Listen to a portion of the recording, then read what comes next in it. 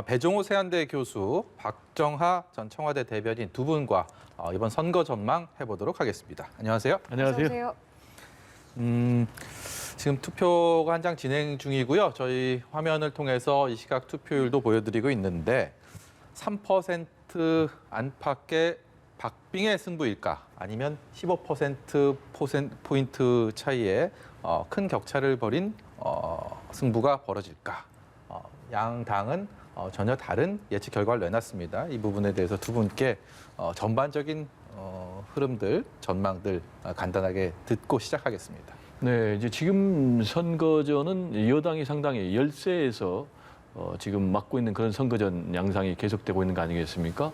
여론조사 결과를 보면은 대략 한 15%에서 20%포인트 지금 박영선 또 그리고 김영춘 두 후보가 밀리고 있는 그런 상황에서 계속됐기 때문에 과연 이 깜깜이 선거 기간 동안에 그러니까 여론조사 공표 금지 기간 동안에 어떤 변화가 있었느냐 그 부분은 이제 아무도 알 수 없기 때문에 만약에 그 부분에 상당 부분 따라잡았다면은 대이변도 가능하고 그게 이제 전혀 변화가 없다면은 여론조사 결과가 그대로 나올 수밖에 없는 상황인데 전통적인 역대 선거를 보면은 이제 민주하고 국민의힘 보수와 진보, 범보수, 범진보가 1대1 대결 구도를 벌이면은 이제 51대 49. 특히 대선에서 이제 그런 양상이 벌어지는데 이것과 관련해서 뭐 이낙연 대표 등 민주당 박영선 후보 측에서는 결국은 이번 선거가 51대 49로 갈 것이다. 그래서 2% 내지는 3%포인트의 박빙의 싸움 그리고 역전도 가능하다. 이렇게 이제 희망을 버리지 않고 있는 그런 상황. 역시 이제 이런 메시지는 마지막까지 전통적인 지지층, 특히 이제 샤이 진보를 겨냥한 투표 동료적인 성격으로 보이고요. 그렇지만 이제 반면에 국민의힘 측에서는 김종인 비대위원장 같은 경우는 5에서 7% 정도 이길 것이다. 라고 했다가 이번엔 또 10에서 15% 정도로 격차를 더 벌려잡았어요. 그리고 또 주호영 원내대표 같은 경우는 15%포인트로 이길 것이다. 이렇게 얘기를 했는데 이 부분은 물론 이제 여론조사에 근거한 그런 전망도 있겠지만은 결국은 전통적인 진보 진영의 유권자들을 열패감에 빠지게 해서 투표장에 오히려 못 나오게 하려는 그런 전략도 담겨 있는데 중요한 것은 변수가 깜깜이 기간 동안에 있으려면은 어떤 대이변을 일으킬 만한 그런 사건이 터져야 되는데 아직까지는 뭐 그런 사건이 터지지 않았지 않느냐 이렇게 좀 보입니다.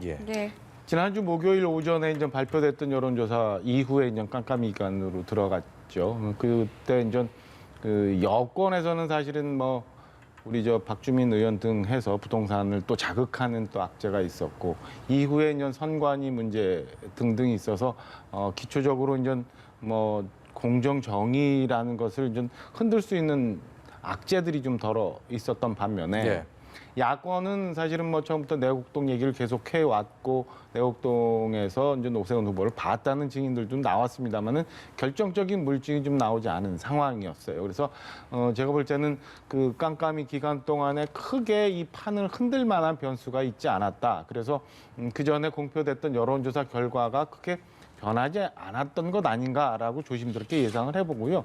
굳이 이제 그 지난주 금요일 날 이번 금요일 날 대통령 지지도를 갤럽에서 이제 조사를 한 게 있는데 그걸 보면은 그 이번 선거가 정권 심판이냐 정권 안정이냐 뭐 이런 논란이 처음부터 있었는데 그와 연동된다고 가정을 한다면 대통령 지지도가 오히려 조금 떨어지는 추세였거든요. 그래서 그 긍부정의 비율이 그 전과 비슷한 상황으로 계속 유지되고 있는 게 나타나는 걸 보면 저는 그 전에 공표 금지 이전에 있었던 여론조사 결과와 오늘 뭐 이제 저녁에 나오겠습니다만 그 결과가 크게 변하지 않을 것으로 결과가 나오지 않을까 이렇게 조심스럽게 예측을 좀 한번 해봅니다.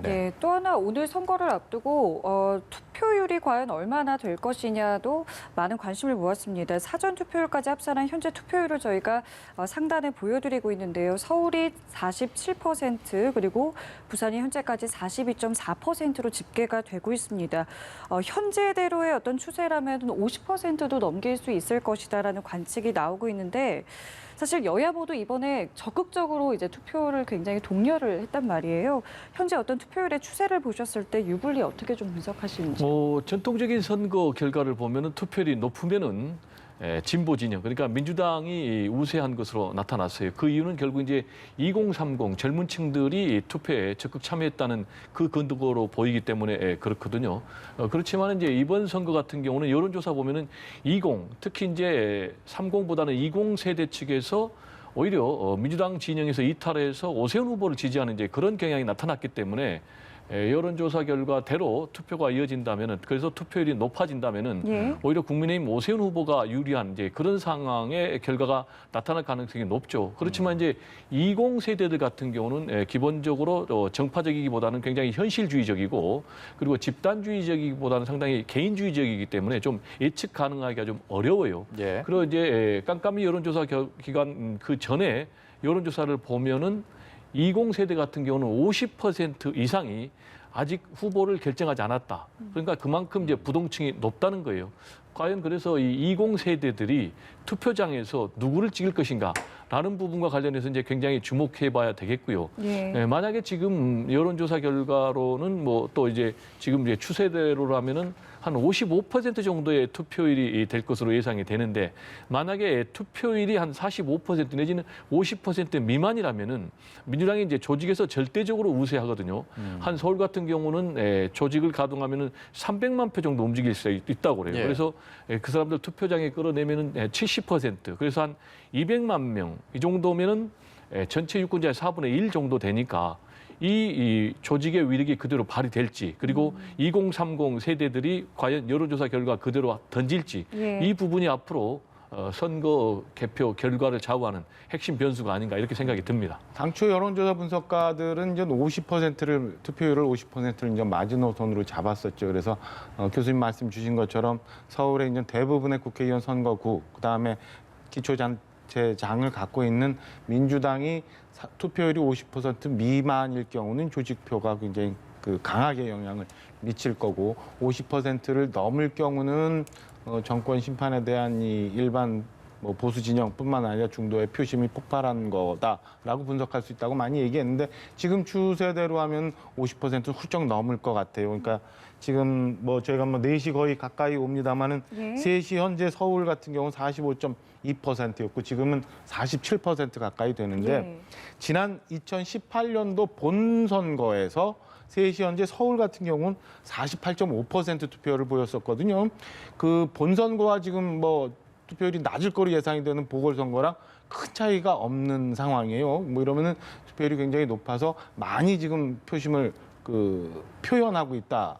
두 번째는 전통적으로 사실은 뭐 보수 진영이 강하다고 하는 서초, 송파, 강남 이런 곳의 투표율이 서울 평균 투표율보다 굉장히 좀 높은 추세를 보이고 있고, 민주당이 강세를 보여왔던 금천, 중랑, 관악 뭐 이런 지역이 사실은 서울 평균 지역보다 좀 낮아요. 뭐 이런 걸로 보면은 투표율도 굉장히 높고, 그다음에 지역별로 전통적으로 표심을 표현했던 구별 특성, 투표율 특성이 이렇게 되는 거 보면 조심스럽게 이 야권에서 지난 여론조사에 나오는 추이가 크게 변동이 없는 것처럼 지금 마지막 결과도 나오지 않을까라고 예측을 좀 해봅니다. 저희가 지금 말씀을 나누고 있는 투표율 어느 정도 될지, 그리고 각 지역별 보다 구체적인 투표율도 어디에 유리하고 불리할지는 그냥 예측이죠. 예측이고 전망이고, 이거 자체가 어떻게 결과가 나오게 될지는 지금도 그렇죠. 누구도 예단을 할 수 없는 상황입니다. 그래서 이 투표율을 좀 넘어서 앞으로 이제 재보궐선거 오늘이면 끝이고, 어떻든 간에 결과가 나오고 나면 그 다음을 또 어떻게 이끌어 갈지, 어떤 변화가 있을지가 저희한테는 굉장히 중요한 의미가 있지 않겠습니까? 그래서 포스트 재보선이라고 해서 특히 선거라는 게 한 정부에 대한 어떤 성적표라는 게 워낙 그렇게 돼 왔고, 특히 재보궐선거는 그런 성향이 더 짙었기 때문에 국정기조가 어떻게 될 것인지, 문재인 정부 4년에 대한 평가를 어떻게 해야 될 것인지, 이번 재보궐선거 결과 가지고 예측하시는 분들이 많으시더라고요. 여기에 대해서 어떤 견해 갖고 계세요? 그러니까 이제 만약에 선거 결과 여당이 승리한다면은 여러 가지 이제 부정적인 여론조사 결과 예측에도 불구하고 그러면 이제 문재인 대통령은 계속해서 국정 운영의 중심에 설 수밖에 없겠죠.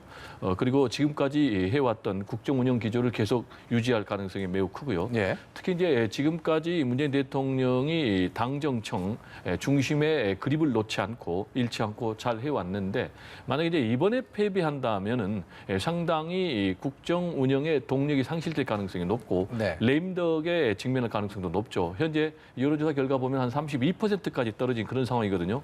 그래서 30%가 무너진다면은 그런 이제 위기에 봉착하게 되고 그렇다면 이제 원심력보다는 구심력이 강화될 구심력보다는 이제 원심력이 강화될 수밖에 없는 이제 예. 그런 상황이 되지 않겠습니까? 그리고 이제 당의 대권 주자들 이 나름대로 자기 목소리를 내기 시작할 것이고 그리고 또 당도 어느 정도 선거를 해야 되기 때문에 선긋기를 할 것으로 보이는데요. 다만 이제 여전히 이번 선거 패배에도 불구하고 친문 핵심 세력이 공고하기 때문에 대선 주자들도 나름대로 자기 목소리를 내면서도 또 문재인 대통령 그리고 친문 핵심 세력들을 안고 가려는 그런 좀 이중적인 행보를 보이지 않을까 이렇게 예. 전망이 됩니다. 예. 오늘이 이제 4월 7일이니까 다음 대통령 선거가 이제 내년 3월 9일이거든요. 채 1년도 남지 않았는데 사실은 그 사이에 이제 그 정치 캘린더들이 좀 있어요. 그러니까 양당 모두 지도부 개편을 앞두는 이제 전당대회가 곧 있어야 되는 거고 그 전당대회 이후에는 이제 대선 후보 선출하는 이제 경선에 이제 들어갈 거거든요.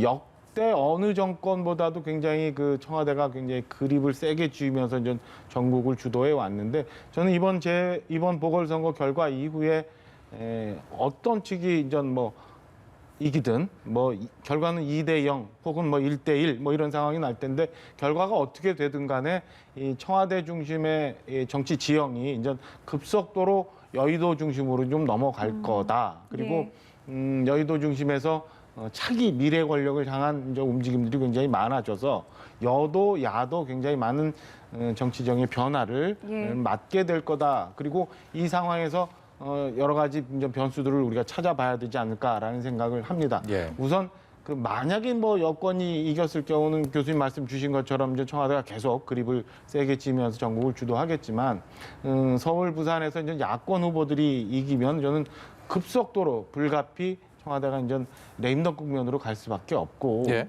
여의도 내에서 이제 미래 권력을 향해서 이제 그 여권의 이제 정치인들이 움직이면서 정치 지형이 굉장히 많이 바뀌고 지금 현재 보여주고 있는 잠룡들을 향해서 이제 잠룡들이 오히려 이제 정치의 중심적인 헤게모니를 쥐어가면서 여러 가지 변화들이 생기지 않을까 이렇게 전망을 좀 해봅니다. 예. 예. 정치 지형의 변화에 대해서도 뭐 간단하게 언급을 해주셨습니다만 물론 이게 결과를 보고 이야기를 해야 되는데 저희가 이제 아직 결과를 모르기 때문에 다양한 이제 경우의 수를 두고 이야기를 하고 있습니다. 이제 일각에서 이제 국민의힘이 승리를 하게 됐을 경우에 또 패하게 됐을 경우에 당의 분위기는 또 어떻게 될 것이고 앞으로 뭐 제3지대에 대한 부분도 벌써부터 이야기가 나오고 있거든요. 일단 이 부분은 좀 어떻게 전망하시는지요? 일단 국민의힘 같은 경우는 사실은 지금 야권의 단일화를 주도했고 그다음에 국민의힘 후보였던 오세훈 후보를 이제 최종 단일 후보로 만들어서 지금 선거를 치르고 있잖아요. 그래서 만약에 이번 선거에서 서울, 부산을 놓치게 된다. 네. 혹은 뭐 한 곳이라도 놓치게 된다. 그러면은 국민의힘 당의 존재 자체가 굉장히 그 흔들릴 수 있는 굉장히 위험한 상황으로까지도 갈 수 있고 오히려 지금 뭐 아직은 뭐 정치적으로 그 정식 포명은 하지 않았습니다만 윤석열 전 검찰총장을 중심으로 한 제3지역에 급속도로 힘이 모이면서 국민의힘도 그중에 하나로 휩쓸려 들어갈 개연성이 높다고 보여지고요. 예. 거꾸로 만약에 국민의힘 후보로 지금 단일화가 돼서 서울, 부산 선거를 치르고 있습니다만 예. 두 후보가 다 좀 무난히 승리를 거둔다라고 하면은 저는 향후 대선 전국까지 국민의힘이 야권의 주도권을 쥐면서 이 정치 지형 변화에서 큰 손으로 좀 작용을 하지 않을까라는 생각을 합니다. 그래서 이후에 이렇게 되면은 과연 당권 레이스에서 국민의힘이 국민의당과 합당을 하면서 안철수 대표를 포함해서 전당대회를 치를 건가? 예. 아니면은 이후에 전당대회 이후에 이제 대권 레이스를 가면서 안철수 대표는 어떻게 움직일 건가? 나머지 잠룡들은 어떻게 할 건가? 예. 그리고 윤석열 전 총장은 과연 국민의힘과 같이 할 건가? 아니면 어느 정도 시간을 두고 뭐 한 11월, 12월쯤 되는 겨울 임박해서 본격적인 움직임을 보일 건가? 이런 것들이 이제 향후 지켜봐야 될 그 변수들이라고 보여집니다. 민주당 같은 경우는 이낙연 선대위원장이 대표직을 내려놓은 상황이고 또 김태년 원내대표도 이제 임기가 얼마 남지 않았습니다. 그렇기 때문에 지도부를 선출하는 것이 큰 과제일 텐데 이것 또한 보궐선거 승패 결과에 따라서 굉장히 좀 유동적이다 이런 전망들 나오고 있어요. 어떻게 그럴 봐야 수밖에 됩니까? 없죠. 지금 이제 5월 9일 이전에 전당대회를 열어야 되거든요. 예. 대표가 고려하면은 2개월 이내에 대표를 뽑아야 되니까. 그래서 이제 만약에 이번에 순조롭게 승리를 한다면은 기존의 일정대로 진행이 될 거예요. 그래서 그 일정대로 하면 이제 새 대표를 뽑고 예. 그리고 기존의 최고위원들은 그대로 직을 유지하는 그런 상황이 될 것이고 만약에 이번에 패배한다 그러면은 정상적인 당 운영의 일정대로 가기는 좀 어려울 것이다. 그게 무슨 얘기냐면은 이번 선거 결과가 대부분 다음에 대선으로 직결되는 대선의 전초전이거든요. 11개월밖에 남지 않았거든요. 예, 그렇다면은 만약에 이번에 질 경우에는 내부에서 전면 쇄신론이 대대적으로 고개를 들 수밖에 없고 그렇다면은 현재 당 운영 체제로는 안 되고 새로운 시스템, 즉 국민의힘과 같은 비대위 시스템으로 가야 된다라는 얘기가 나타날 수밖에 없거든요. 그렇게 되면은 당 대표 선거를 위한 전당대회가 없을 가능성이 높고 새로운 비대위원장을 뽑아서 지난 2011년도에 예. 박근혜 전 대통령이 당시에 국민의힘 전신이 서울시장 보궐선거에서 패배하고 이제 비대위를 만들어서 대선에 승리한 그런 절차를 유사하게 밟을 가능성이 매우 높다. 예. 그렇게 되면 이제 동시에 지금 같은 경우 민주당 당헌 당규에 따르면 180일 이전에 그러니까 9월에 대통령 후보를 선출해야 된다라고 돼 있는데 이 규정도 바꿔서 예. 지금 국민의힘 같은 경우 120일 이전에 이제 뽑도록 돼 있으니까 그때로 최대한 늦출 가능성이 높아 보이는 그런 상황입니다. 예, 지금 비대위 이야기를 하셔서요. 국민의힘의 김종인 비대위원장 같은 경우는 내일 퇴임을 하게 됩니다. 그러니까요. 일단은 뭐 정치권을 떠나겠다라고 말은 했습니다만 선거 결과에 따라서 거취가 달라질 수 있다는 분석도 나오고 있습니다. 만약에 서울, 부산에서 이제 그 야권의 두 후보가 승리를 하게 되면 누가 뭐라고 해도 최고의 공신, 뭐 공헌도 뭐 이렇게 치면은 김종인 비대위원장을 칠 수밖에 없겠죠. 근데 이제 본인은 내일 오전에 이제 의총에서 마지막 인사를 하고 표표히 떠난다고 합니다. 저는 뭐 개인적인 예측입니다만은 왜 그런 거 있잖아요. 제일 좋을 때, 제일 아름다울 때 표표히 떠나는 게 투장의 끝말이 좋다라는 얘기가 있는데 저는 지금 가장 상종가이기 때문에 좀 김종인 위원장이 지금 생각하는 대로 저렇게 이제 일단은 짐을 싸서 가실 거라고 봐요. 근데 이제 돌아오는 시점 아니면 어떤 모습으로 다시 정치권에 돌아오느냐 이게 이제 시기적으로 문제일 텐데 당내에서는 일단 두 가지 정도 상황으로 국민의힘이 일단 소용돌이 속으로 들어갈 가능성이 있습니다. 그러니까 5월 말 내지는 6월 초에 예정대로 전당대회를 치러서 새 지도부를 구성한다. 아니면은 김종인 위원장이 그동안 보여줬던 그 이 당 지도력 뭐 이런 것들을 다시 사서 비대위 체제를 좀 더 연장을 해서 재추대를 하자. 뭐 이런 것들이 저는 상당히 굉장히 좀 각축을 벌이면서 갈 것 같다고 예상을 하고. 근데 개인적으로 김종인 위원장은 당에서 야당에서 국민의힘에서 굉장히 다시 모시고자 하는 분위기가 있을 테지만 한동안은 저는 제3지대 혹은 뭐 자유인으로서 밖에서 지금 그 대선을 향한 양당의 정치 지형 변화 그다음에 각 주자들의 움직임을 보면서 모종의 또 다른 본인의 역할을 모색하지 않을까라고 조심스럽게 예측을 좀 해봅니다. 여권에서는 차기 잠룡이라고 하죠. 이 차기 대권 주자로 꽤 오랜 시간 양강 구도를 형성해 왔습니다. 이낙연 전 대표와 이재명 경기지사. 근데 이제 최근 들어서 균형이 살짝 무너진 측면은 있지만 어쨌든 지금까지 형성되고 있는 이 두 차기 잠룡들 이번 보궐선거 이후에 어떤 길을 걷게 될지도 궁금합니다. 네, 상당한 변화가 있을 것으로 보여집니다. 만약에 여권이 승리할 경우에는요, 이낙연 대표가 탄력을 좀 받을 수밖에 없겠죠. 그동안 이재명 지사 일강체제로 바뀌었는데 다시 한번 본인이 역전의 발판을 만들 가능성이 굉장히 크고요. 그와 동시에 친문 제3 후보론이 다시 급부상할 수 있습니다. 왜냐하면은 우리가 이번 선거를 이겼다. 그러면 이제 계속해서 우리 힘을 뭉치면은 다음 대선도 갈 수 있다. 따라서 친문을 결집해서 친문의 후보를 만들자. 그러면 지금 정세균 총리 같은 경우 4월 빠르면 다음 주에 선거 결과 나오고 이제 사의를 표명하겠다라는 그런 일정을 갖고 있다고 하는데 그렇다면은 정세균 대표를 중심으로 한 제3 후보론이 다시 탄력을 받을 가능성이 굉장히 있다.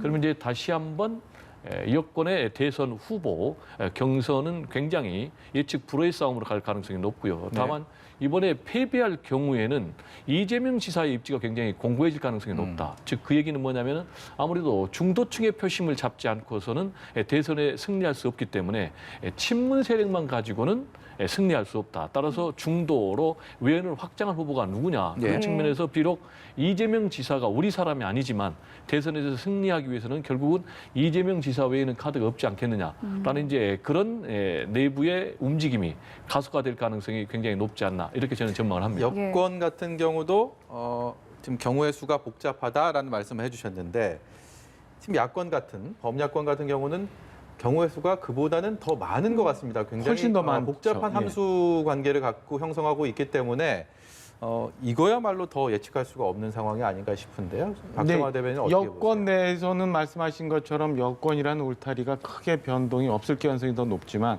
야권은 지금 그 울타리라는 게 여러 범주가 있어서 큰 변화가 많이 있을 것 같아요. 일단 아까 말씀드린 것처럼 당 지도부 체제를 어떻게 하느냐가 첫 번째 변수고 여기에서도 좀 전에 말씀드린 것처럼 김종인 위원장의 역할 내지는 선택이 이 당 지도부를 구성하는데 큰 많이 영향을 미칠 거고 그다음에 당 지도부에서 당대표를 과연 어떤 분이 선출이 되느냐도 향후 대권 후보를 정하는 데 영향을 미칠 거고 전당대회를 할 때 아까 말씀드린 것처럼 국민의당이 안철수 대표와 같이 합당을 해서 통합전당대회가 이루어질 건가 아니면 통합전당대회 이후에 제3지대 내지는 지금 밖에 있는 윤석열 총장의 거취가 어떻게 되느냐 이런 거에 따라서 야권은 굉장히 유동적인 정치 스케줄을 밟아갈 수밖에 없고 교수님 말씀 주신 것처럼 그에 따라 지금 현재 국민의힘은 당원 당규상 120일 그러니까 11월 초에는 대선 후보를 뽑아야 되거든요.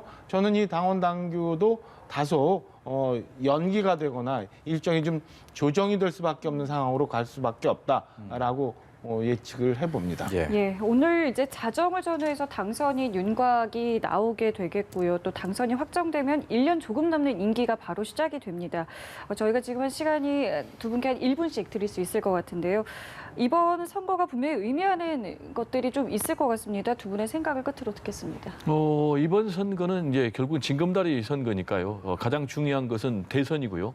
그리고 이번 선거 결과가 만약에 여당이 지더라도 결국 오히려 이게 예방주사가 돼가지고 대선에 오히려 유리한 그런 계기가 될 가능성도 굉장히 높거든요. 그리고 아까 말씀하셨지만은 이번에 비록 만약에 승리한다 하더라도 결국 이제 승리한다면 야권의 후보도 아니라 그리고 또 부동산 문제인데 지금 이제 부동산 문제와 관련해서 정권 심판을 내세우고 있는데 과연 국민의힘이 그럴 만한 능력, 도덕성, 자질을 갖고 있느냐라는 부분에 대해서는 상당히 회의적인 그런 부분도 있고 또 특히 이제 윤석열 총장과의 전 총장과의 어떤 야권의 후보 단일화가 성사되지 않을 경우에는 오히려 굉장히 불리한 구도가 되기 때문에 앞으로 이번 선거 플러스 대선에서 누가 승리하느냐에 따라서 곧바로 또 지방선거가 있기 때문에 가장 중요한 선거는 다음 대선이 되는 것 아닌가 이렇게 전망해 봅니다. 결과에 따라서 중앙정치 지형도 굉장히 많이 급속도로 변할 거고요. 만약에 지금 광역단체장 같은 경우는 대구, 경북, 제주를 제외하고 나머지는 다 이제 여권에서 갖고 있는데 아주 비중이 큰 서울과 부산이 이제 야권 단체장이 탄생을 한다면 지방 권력도 굉장히 변화가 있을 것. 그래서 과거 저희가 민주화 이후에 이제 여야가 바뀝니다만 이게 10년 주기 얘기를 했었는데 과연 5년 안에도 이 여야가 바뀔 수 있는 그런 상황이 오는지가 남은 이번 선거 결과와 남은 1년 동안 결과를 만들어내지 않을까라고 생각을 합니다. 예, 다음 주 이 시간에는 두 분과 어떤 주제를 가지고 얘기를 나누게 될지 벌써부터 기대가 됩니다. 오늘 말씀 여기까지 듣도록 하겠습니다. 지금까지 배종호 세한대 교수, 박정화 전 청와대 대변인이었습니다. 고맙습니다. 감사합니다. 감사합니다.